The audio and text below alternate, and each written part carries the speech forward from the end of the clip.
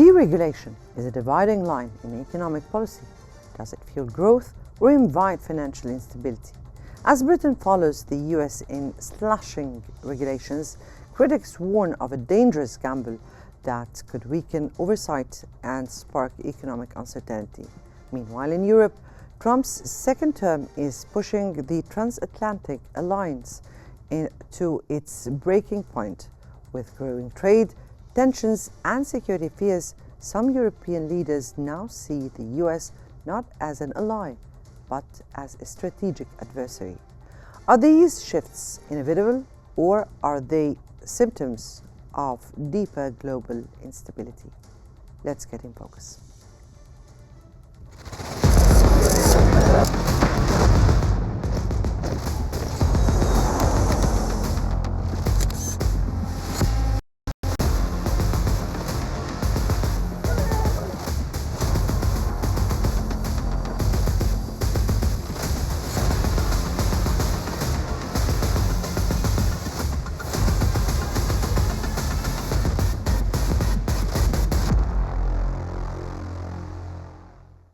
Deregulation is back in the spotlight.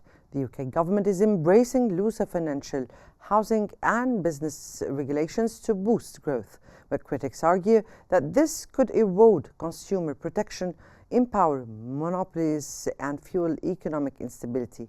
Does deregulation drive prosperity, or is it a race to the bottom? According to Alan Beatty in the Financial Times, the growing global push for deregulation is misguided. The UK's rush to remove red tape influenced by US libertarian trends risks prioritizing corporate interests over economic stability.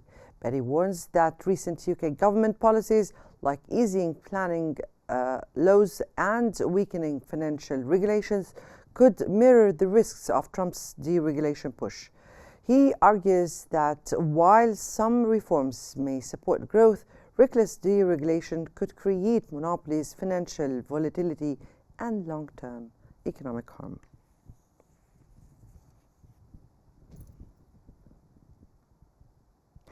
To break this down, we are joined by Mr. Greg Swinson, financial and political commentator and chairman of the Republican Overseas UK. Mr. Greg, good evening to you and welcome to In Focus. Thank you. Thanks for having me. Thank you so much. And the UK deregulation, as we said, push is being compared to Trump's economic policies. Do you see this as a positive step for growth, or are there risks in following the US model?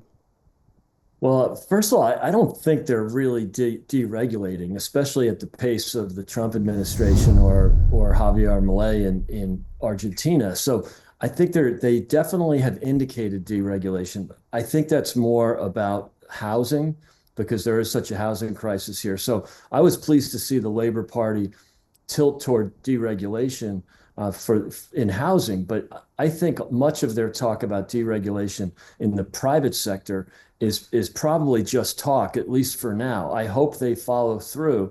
It's not really their nature to be deregulators. Typically, parties of the left love regulation. The more, the better. So look, if they're serious, then great. I welcome it. If it's not, then hopefully, someone else can put some pressure on them. And if it happens to be the Trump administration and the American model, great. But I think that would be great for the British economy if they did actually deregulate in the private sector. These are reports that they are going through the deregulation policies, but critics argue that deregulation often benefits big businesses while hurting workers and consumers. So there is a balance between cutting red tape and maintaining the economic fairness? Well, I think cutting red tape and deregulating actually helps economic growth, right? But now you do, or these economists do have a point. It doesn't surprise me to find economists in academia that are against deregulation, because they kind of lean left, and they're usually sort of Keynesian by nature. But remember, while they do have a point that it can sometimes help big business, That's what we have to be careful of, because it's not deregulation that helps big business, it's regulation, because the regulatory burden can be maintained or handled by big business. And I think a great example of that is the overregulation in the financial sector in the US and to a certain degree in the UK, well, to a great degree in the UK after the great financial crisis in 2008 and 9. And what happened is the regulatory burden was welcomed by Goldman Sachs and JP Morgan. And the chairman of those companies both said to the regulators, look, this helps us. If you want me to hire, JP Morgan, for example, Jamie Dimon hired 13,000 lawyers and other administrative people to handle the regulatory burden. But the problem is small businesses can't handle that. It's the same amount of regulation. It's the same amount of paperwork. And yet, a big company actually benefits from that. It's a competitive advantage. It puts the small and medium-sized companies out of business because they can't afford to hire the legal teams and the regulatory staff. So it's actually contrary to the comments from the economists you referred to. It actually the regulatory burden benefits big companies. It's deregulation that helps the entire economy and all companies.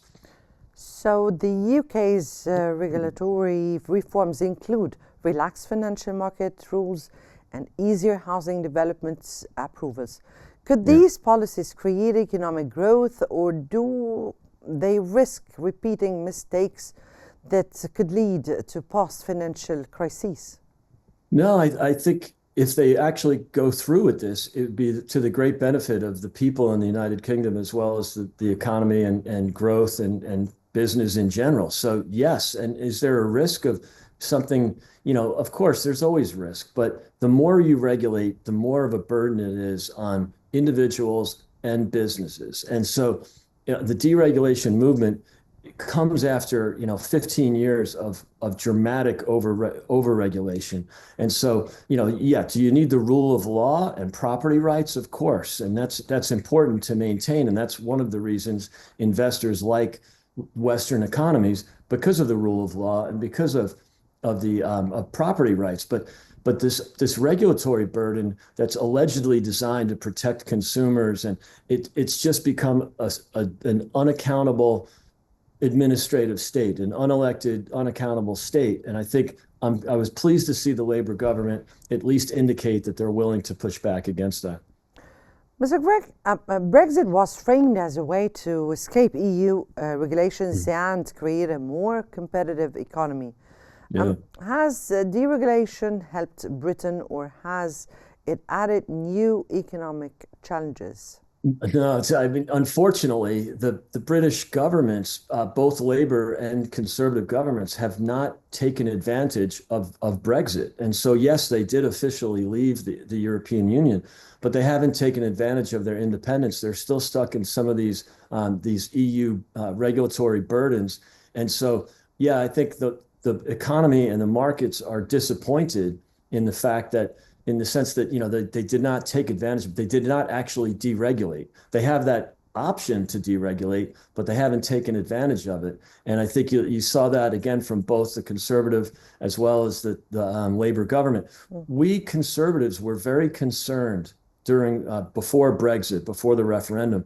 We were worried, and philosophically, we were for it. We were advocates of Brexit, but our biggest concern was that the government, being a government was sort of center right and guilty of regulatory overreach, we were afraid they wouldn't take advantage. And actually, we were right. They have not done it. And that's one of the reasons for the success of the Reform Party, who actually wants to deregulate, wants to take advantage of Brexit. But much of what was done in the subsequent administrations, after David Cameron left, it was Theresa May, then Boris Johnson, and then Rishi Sunak.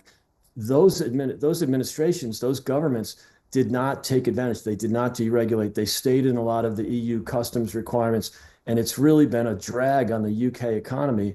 It's actually, Brexit without the advantages of Brexit. The only one who advocated for supply-side economic reform and deregulation and tax reform was Liz Truss and Kwasi Kwarteng, who had a great idea. Unfortunately, it wasn't able to be executed.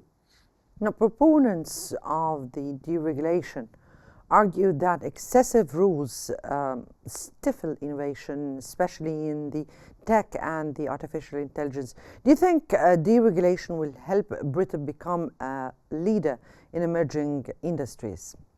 I hope so. And if they don't do it, then they have no chance of becoming a powerful player in those industries. So yes, absolutely. I think that. And if you just look at the European regulatory state and tax burden versus the US, there's no surprise that innovators, that disruptors always want to move to the US and develop these technologies. The number of billion-dollar companies in Europe is numbers in the double digits at best. In the US, it's in the triple digits, it's in even higher. And so, the statistics don't lie. There's a reason why innovation and disruption flourishes in the United States. And there's again, less tax burden and less regulatory burden. So I see no chance of European countries, especially countries in the EU, of ever really catching up to the thriving economic growth in the US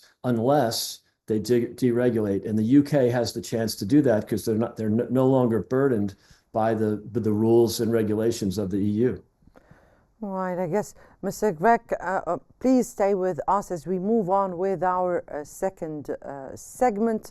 And definitely the deregulation is clearly a powerful tool, but whether it brings prosperity or instability will depend on how it is implemented. Stay with us. We will continue our conversation in the next segment on the growing US-Europe divide. While Britain debates its economic future, Europe is facing an even bigger question, whether it can still trust the United States as an ally. Let's turn to the growing rift between Washington and the European partners. Donald Trump is his name, and he's there to stay. As unlikely, impossible, is now reality.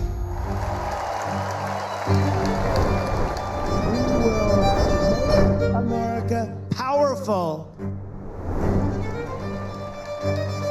We will win, win, win.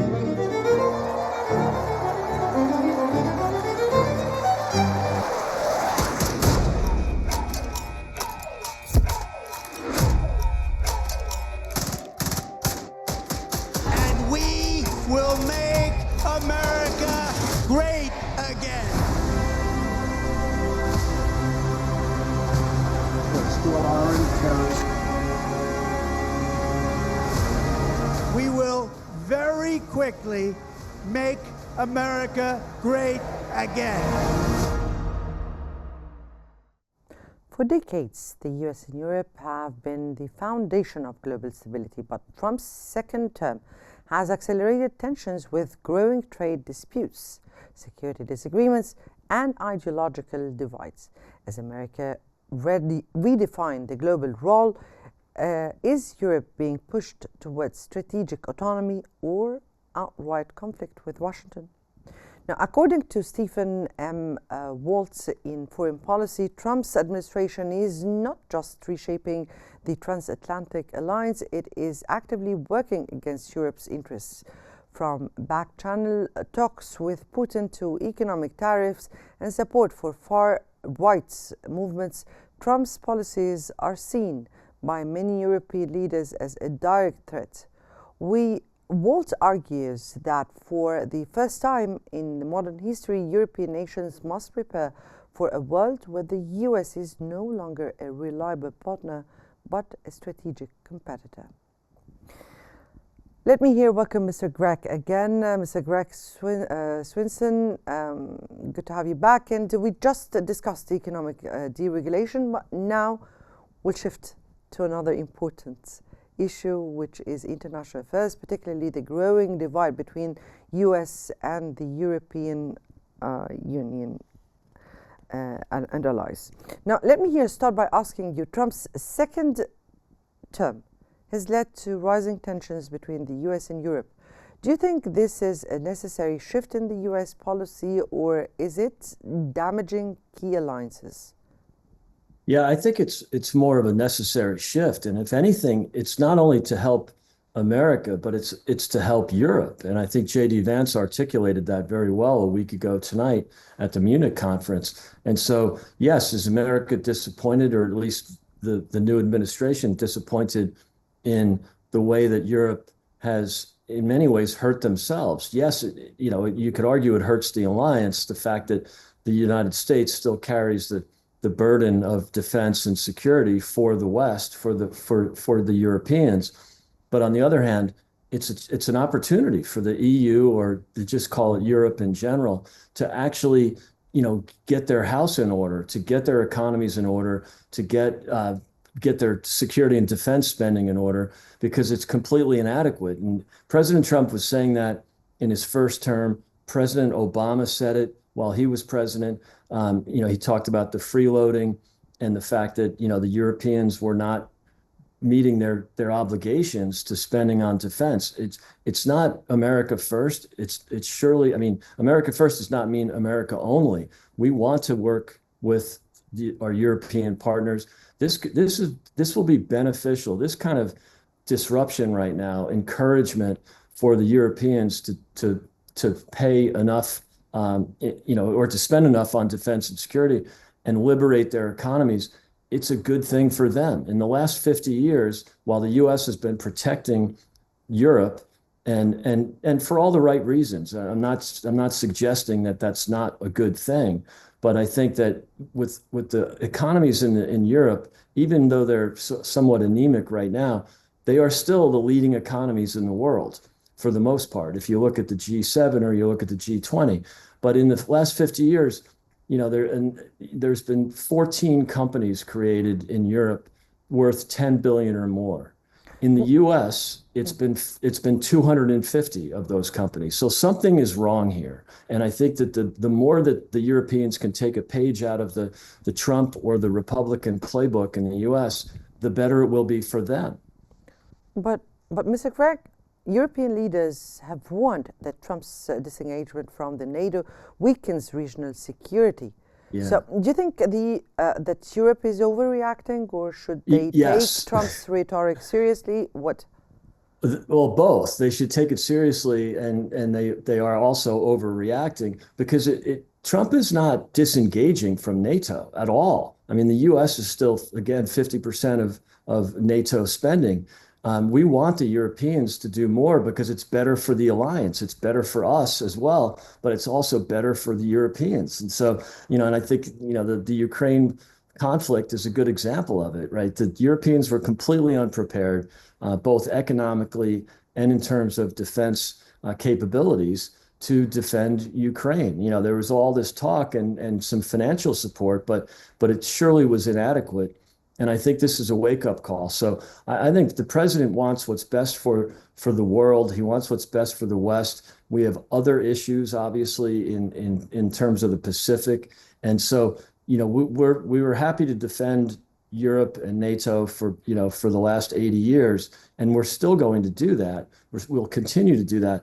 But I think, given the potential of the European defense and security complex, this should be easy. This should be, it's just a shame to see these rather large economies, considerable economies like France, Germany, Spain, and Italy spending 2% or less on defense, 2% of GDP on defense. The UK is punching a little bit above its weight at 2.3, but that's completely inadequate for a great military tradition that we have here in the United Kingdom. And so this is an opportunity for Europe in general to upgrade, to liberate their economies, to spend more on defense, and then be, completely aligned with the United States. But the Trump administration is accused of favoring nationalist movements in Europe over traditional allies. Could this reshape European politics, and is it intentional? Well, yeah, look, I think it is intentional, because I think, one of the concerns that JD Vance brought up last week was that the governments of these countries aren't really listening to their voters. They do their best to exclude movements on the right and the left from their center right or center left governments. And it's sort of it's ignoring the voters. And if you look at the leaders of the G7, for example, if you look at the leaders, the prominent leaders of Europe, most of them are on their way out. It's only Giorgia Meloni in Italy that has really a political future. So most of the criticism has come from leaders in Europe that are not supported by the voters. And I think that's what, President Trump and the administration would argue is listen to the voters. If the voters are saying that their top two concerns are illegal migration or unlimited migration and the cost of living, and all they hear from their government is climate alarmism and the fear of disinformation, in other words, censorship of free speech, that's just completely misaligned. And I think that's disappointing. And by the way, we're not arguing as Americans that we're immune to that. We had that for 4 years with the Biden administration, where the top concerns were voters were the same. It was illegal migration and inflation. And all we heard from the Biden administration was not just talk about climate alarmism or net zero, but actual theft of American taxpayer dollars to go to favored industries like renewable energy, for example, without respect at all to the voters. And now I think we've changed completely changed the direction in the U.S. to liberate the traditional energy economy and reduce prices, which I think we'll see in the near term. And so we would just hope that the Europeans would do the same thing, not because it's our idea, but because that's what the voters want in their countries. How about Trump's approach to Ukraine? Trump's approach to Ukraine has also raised many concerns with suggestions that he might push for a peace deal that favors Russia. Now, could this undermine European security from your point of view? I don't think at all it will undermine European security. If anything, it will improve European security, because this is not President Trump raising the white flag and surrendering and giving up Ukraine at all. That's not going to happen. But he's disruptive. He's a different kind of politician. He likes to throw a grenade in the room. He likes to say provocative things and shake up the room a little bit. But ultimately, it's all about outcomes. And a lot of the reaction in Europe is similar to what the reactions were in President Trump's first term, where he would say something provocative. He would be offensive in many ways to the Germans in a diplomatic conversation. And yet he was always proven right. His concern with the Germans in 2018 was that they were dependent on Russian energy for the most part, and also dependent on exports to China, which is true. And look what's happened. There's been a major turn in the world against dependency on China, but also it wasn't but 3 or 4 years later where Russia invaded Ukraine, and all of a sudden the Germans are buying coal to burn coal, which is completely contrary to their net zero argument or their green argument. And so, look, it's disruptive. He's doing it in a different way, but the way that the Europeans and the U.S. were handling the war for 3 years haven't produced anything. All it's produced is stalemate and dead young people coming back to their both countries in body bags, and nobody wants that. So yeah, he's thrown he's definitely provocative, but I don't think the Europeans understand from experience that when President Trump is provocative, it usually ends up with a great outcome. What remains to be seen. This is definitely a point of view which is yours, and of course with many of the Republicans and the Americans. The Europeans have their own side, but remains to be seen. Mr. Greg Swanson, we thank you so much for your insights and perspectives here, and the growing tensions between the US and Europe could redefine global power dynamics for years to come. Now, from economic deregulation to future of transatlantic relations, today's episode explored two major shifts reshaping global politics. Will the deregulation drive economic growth or create financial instability? Is the US still Europe's partner, or is it drifting towards an adversarial role? We'll be watching closely. Stay with us for more critical insights. Many thanks for watching us for In Focus. This is Mona Moselhi, and goodbye.